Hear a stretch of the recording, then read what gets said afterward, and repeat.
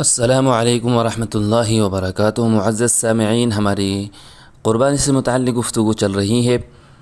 18 مسئلے بیان ہو چکے ہیں۔ 19واں مسئلہ کیا ہے؟ وہ یہ ہے کہ شرکت کا قربانی کے جانور کے اندر شرکت کا افضل طریقہ کیا ہے، غلط طریقہ کیا ہے، اور شرکت سے علیحدہ ہونے کا حکم کیا ہے۔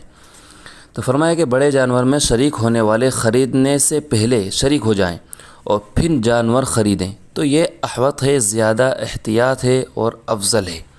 اور اسی حکم میں یہ صورت بھی ہے کہ خریدنے والا اس نیت سے خریدے کہ ایک حصہ یا 2 حصے اپنی قربانی کے لیے رکھوں گا اور باقی حصوں میں دوسروں کو شریک کر لوں گا، یہ بھی جائز ہے۔ لیکن اگر اس نے بغیر کسی نیت کی، کوئی نیت نہیں کی، اس کی کوئی نیت ہی نہیں تھی، بغیر کسی نیت کے خرید لیا جانور اور بعد میں دوسروں کو شریک کر لیا تو اس کے جواز میں اختلاف ہے، لیکن راجح قول یہی ہے کہ جائز ہے۔ یعنی کہ اگر ایک تو اس نے پہلے نیت کر لی کہ میں اور لوگوں کو شریک کر لوں گا، 1-2 حصے میرے رکھ لوں گا، یہ تو جائز ہے ہی۔ لیکن اگر اس نے بغیر کسی نیت کے جانور خرید لیا اور پھر بعد میں اس نے شریک کر لیا تو اس میں اختلاف ہے، لیکن راجح قول یہی ہے کہ جائز ہے۔ دوسری بات کہ شرکت کا غلط طریقہ یہ ہے کہ 7 آدمی شریک ہو سکتے ہیں، مگر شرط یہ ہے کہ ان میں سے کسی کا حصہ 7ویں حصے سے کم نہ ہو۔ پس جب کہ شرکاء 7 ہیں اور بعض نے 2 روپیے دیے، بعض نے 3 ادا کیے، بعض نے کچھ ادا کیے، یقیناً بعض شرکاء نے 2 روپیے سے کم بھی دیے ہوں گے، اور جب کہ بقدر روپیے کے ہر شریک حصہ دار ہے تو بعض شرکاء کا حصہ 7ویں حصے سے کم ہو گیا تو اس صورت میں کسی کی بھی قربانی درست نہیں ہوگی۔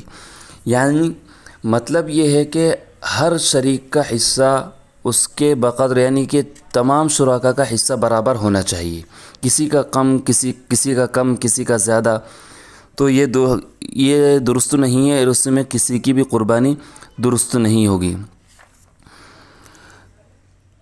تیسری بات شرکت سے علیحدہ ہو جانے کا۔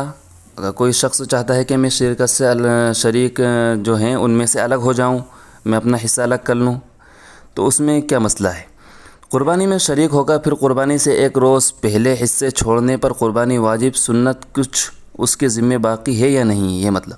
تو فرمایا کہ قربانی کے جانور میں اگر کوئی ایسا شخص شریک تھا جس پر قربانی واجب تھی اور وہ پھر ذبح سے پہلے، یعنی کہ قربانی کرنے سے پہلے شرکت سے علیحدہ ہو گیا، یعنی جدا ہو گیا، اس نے اپنا حصہ چھوڑ دیا اور دوسرا آدمی اس کی جگہ شریک ہو گیا تو قربانی ہو جائے گی، اور جس پر قربانی واجب نہ تھی وہ اگر ذبح کرنے سے پہلے علیحدہ ہو جائے تو اس پر قربانی واجب رہ گئی اور اس جانور کے دوسرے شرکاء کی قربانی بھی درست نہیں ہوگی۔